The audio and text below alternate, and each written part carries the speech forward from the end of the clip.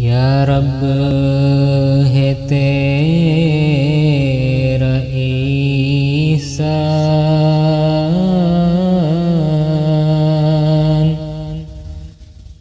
mete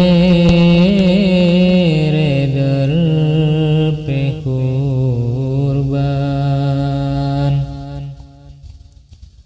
tune dia he iman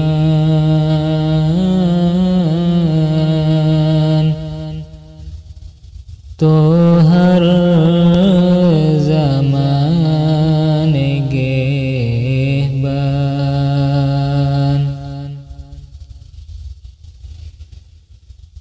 tera karam hai har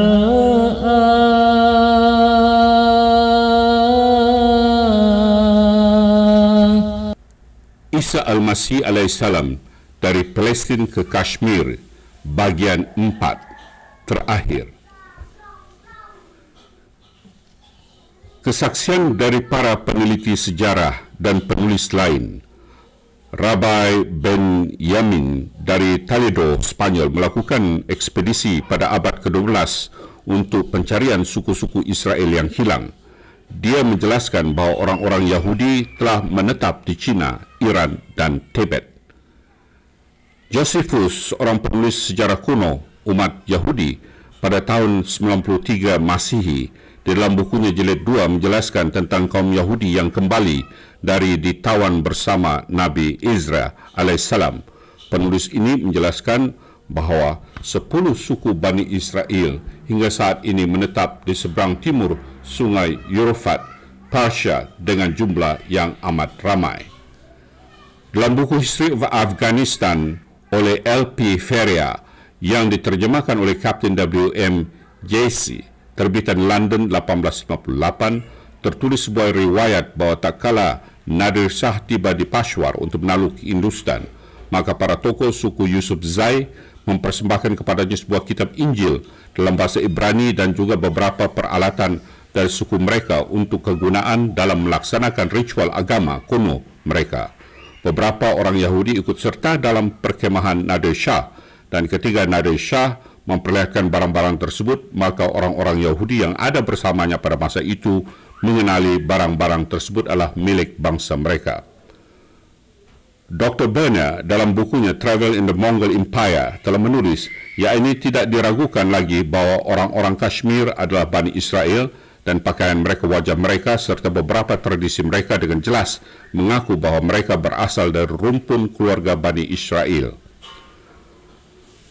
Dalam buku Dictionary of Geography oleh F. Johnston pada halaman 250 tentang kata Kashmiri tertulis penduduknya mempunyai sosok tubuh yang tinggi, tegap dan gagah, dan kaum wanitanya manis, cantik, berhidung bengkok, rupa dan penampilan mereka betul-betul menyerupai orang-orang Yahudi, tidak menyerupai orang-orang Hindustan pada umumnya. Seorang penganalisa, Francis Berner, menulis dalam jurnal perjalanannya, setelah turun naik mendaki pergunungan Peri Panjale dan menginjak daerah Kashmir, yang teristimewa memeranjatkan saya ialah persamaan penduduk negeri itu dengan orang Yahudi.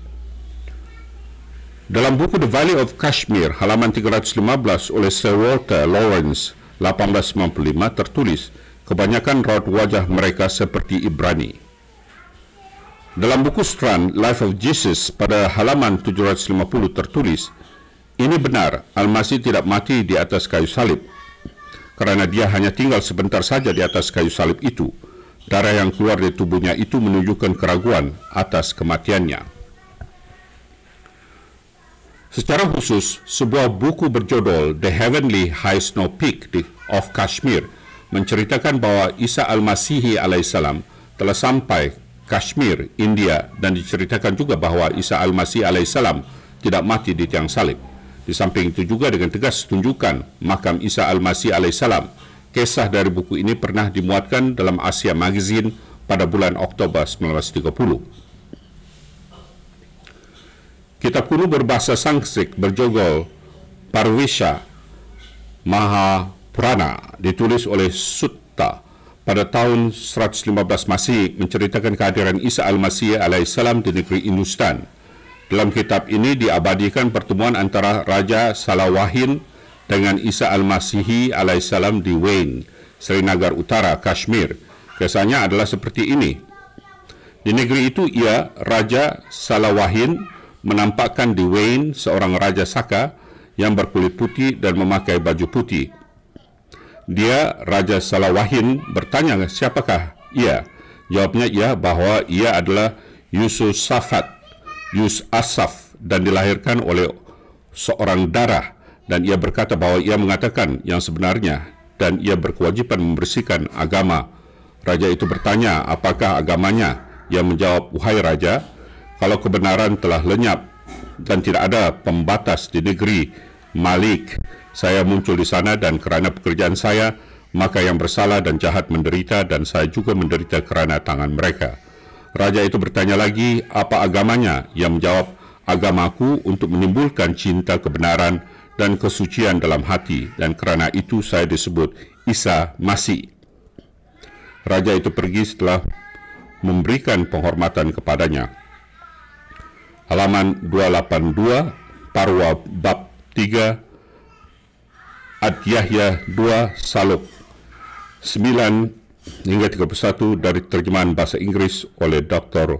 Vidyavaridi Sivnat Sastri.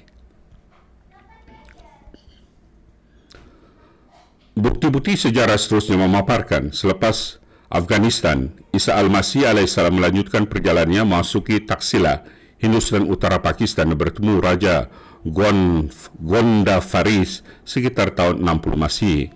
Sila rujuk Akta Thomas Antineci, Christian Library, Volume 20, 46.